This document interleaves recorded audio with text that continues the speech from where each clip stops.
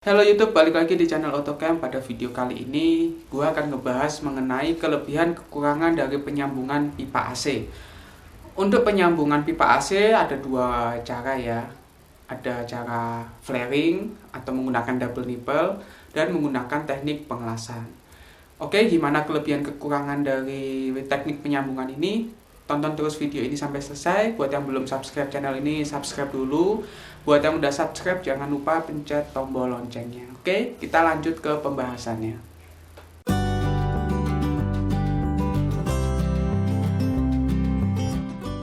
Ya, seperti di awal video tadi yang gue bilang, pembahasan kali ini adalah teknik penyambungan pipa AC. Ada dua teknik, yaitu menggunakan double nipple dan menggunakan teknik las.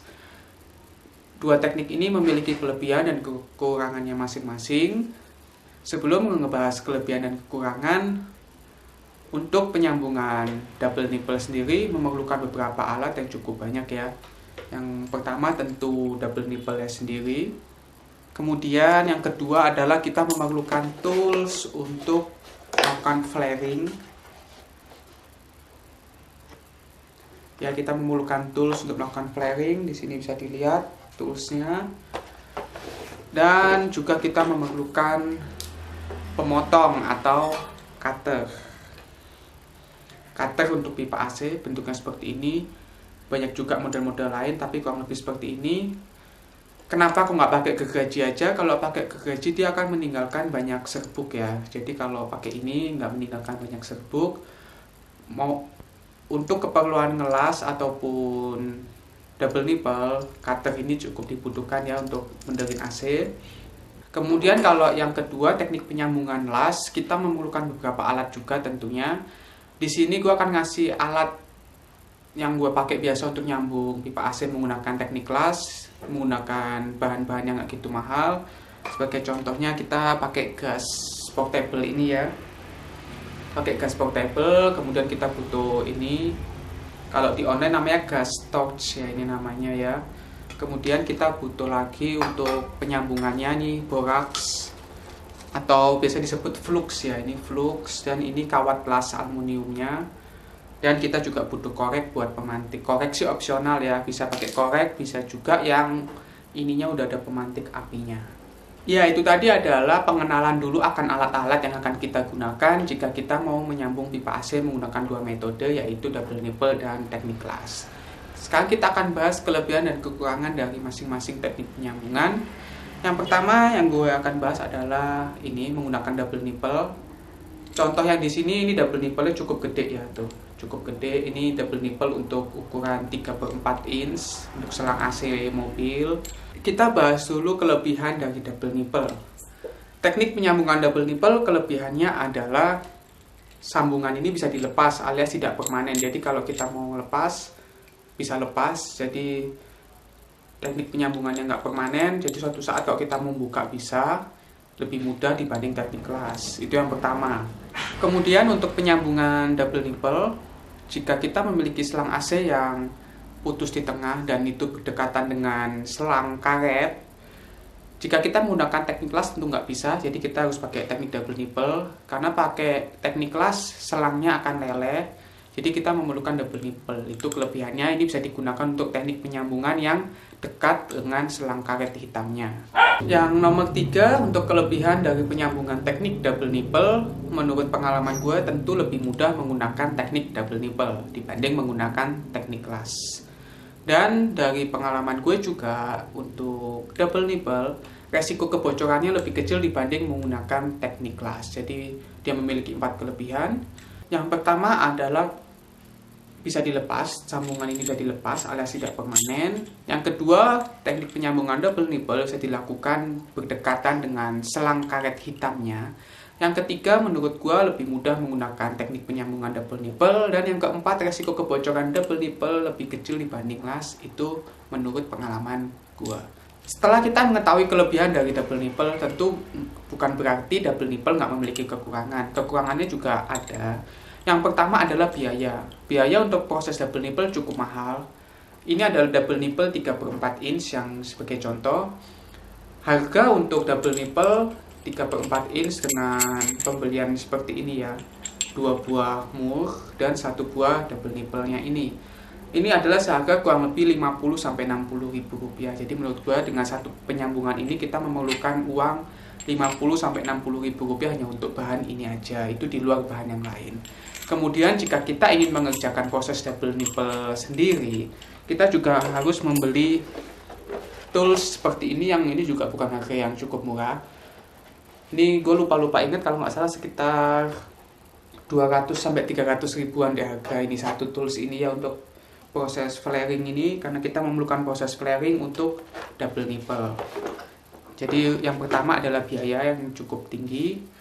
Kemudian yang kedua adalah kalau kita pakai double nipple ini, memang tadi gue bilang resiko kebocorannya lebih kecil. Dalam arti adalah proses pembuatan flaringnya benar. Buat kalian yang nonton video ini belum bisa nge-flaring dengan benar, nanti akan gue buatkan videonya. Kalian bisa cek terus channel ini, karena setelah video ini launching, nanti gue akan bikinin video tentang pembuatan flaring yang benar. Jadi yang pertama adalah biaya yang mahal. Yang kedua, jika kita nggak bisa nge-flaring selang AC-nya dengan benar, tingkat kebocorannya akan tinggi. Itu yang kedua. Yang ketiga, double nipple ini berat. Berat jika ini posisinya berada sangat jauh dari selang, jadi dia di tengah-tengah. Saat getar ini akan cukup membuat beban selang, dan itu bisa menimbulkan kebocoran di bagian sambungan yang lain jika selang AC yang kita gunakan udah banyak sambungan. Jadi ini double nipple ini cukup berat. Dan double nipple kalau yang menggunakan ukuran sebesar ini dia cukup makan space ya, karena ini sebagai contoh, ini selang AC 3/4 inch-nya dan ini double nipple-nya tuh ya. Bisa jadi perbandingan, selisihnya cukup jauh besarnya.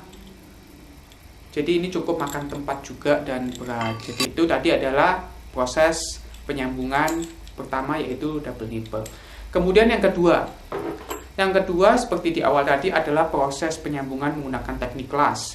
Saat kita menggunakan teknik las, ada beberapa konsekuensi yang harus kita terima, yaitu kita tidak bisa menyambung pipa AC berdekatan dengan selang karet menggunakan teknik las. Ini adalah salah satu kelemahan dari teknik las. Kita nggak bisa nyambung selang jika berdekatan dengan selang hitam.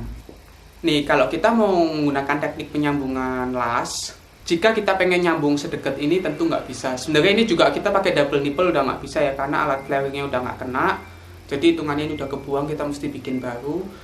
Cuman kalau pakai teknik las, ini sebenarnya bisa masih kalau pakai teknik las. Cuman kalau sedekat ini dengan selang hitam, teknik las nggak bisa juga dipakai karena selang hitam ini pasti akan leleh. Jadi kemudian yang kedua, kelemahan dari teknik las adalah butuh jam terbang untuk melakukan proses pengelasan di selang AC. Karena gue akui sendiri cukup sulit, gue cukup banyak belajar, mencoba dan ngebuang cukup banyak ini kawat lasnya dan gasnya, karena cukup sulit. Kalau kepanasan pipanya leleh, kalau kurang panas dia nggak lengket, jadi cukup sulit. Di situ gue cukup banyak belajar. Jadi hargailah tukang AC yang ngerjain mobil kalian, karena sebenarnya ilmunya cukup banyak yang mereka miliki. Jadi itu kelemahan kedua. Kita butuh jam terbang tinggi untuk bisa menghasilkan sambungan yang bagus. Yang ketiga, kelemahannya adalah kalau penyambungannya nggak bagus, pasti bocor. Bocornya emang kasat mata, kecil banget, tapi dia akan bocor. Jadi itu adalah kelemahannya. Yang pertama, nggak bisa nyambung dekat selang hitam. Yang kedua, kita butuh jam terbang juga untuk bisa nyambung teknik las AC ini. Kemudian yang ketiga adalah kebocorannya juga cukup tinggi kalau kita ngelasnya nggak bisa pas atau mateng. Itu kelemahan dari teknik AC. Walaupun dia memiliki kelemahan, kelebihannya cukup banyak juga. Yang pertama adalah teknik penyambungan menggunakan selang AC, biayanya lebih murah, itu menurut gua. Karena dengan modal awal pun kita harus beli gas ini, terus kemudian pemantik api ini, gas torch, flux, dan kawat lasnya. Tidak semahal kita membeli alat untuk double nipple sendiri. Sebagai contoh, 2 alat ini aja kita sama dengan harga 1 buah double nipple ini. Jadi bisa dibandingkan ya, kita hanya beli 1 ini untuk kita kasih ke customer, kita kehilangan barang, sedangkan kita beli ini kita bisa pakai terus. Itu selisih harganya cukup tinggi. Kemudian untuk flux dan kawat lasnya ini juga nggak gitu mahal. Ini kawat las kalau nggak salah sekitar 5 ribuan, satu panjang gitu ya, ini kan udah dipakai-pakai. Kemudian flux ini sekitar 30 ribu kalau nggak salah. Jadi kurang lebih total untuk las itu sekitar 100 100 ribuan kita udah bisa ngelakuin proses las sendiri. Yang pertama biaya lebih murah, kemudian yang kedua adalah jika kita ngelasnya bisa benar, jauh lebih kuat dibanding double nipple. Itu kalau kita prosesnya benar ya. Kemudian kelebihan yang lainnya adalah nggak makan tempat nih. Sebagai contoh ini adalah proses penyambungan menggunakan las, jadi dia nggak makan tempat, dia tetap kelihatan rapi.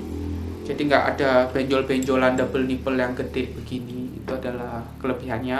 Kemudian ringan, jadi dia tidak akan membebani selang AC dan membuat beban kepada bagian-bagian yang lain yang bisa mengakibatkan kebocoran. Oh iya, untuk kelemahannya tadi ada yang kelewat ya. Jadi kelemahannya sambungan las juga nggak bisa dilepas. Jadi kalau kita nyambung ya udah nyambung, nggak bisa dilepas lagi. Kalau double nipple bisa. Next video akan gue bikinkan juga selain proses penyambungan menggunakan double nipple, gue akan juga bikinkan video tutorial untuk teknik penyambungan las bagaimana caranya. Oke, sekian video ini. Jangan lupa like dan share video ini jika bermanfaat. Komentar juga di bawah buat yang mau bertanya. Subscribe juga channel ini dan follow Instagram gue di oto.cam. Terima kasih buat kalian yang udah nonton video ini sampai selesai.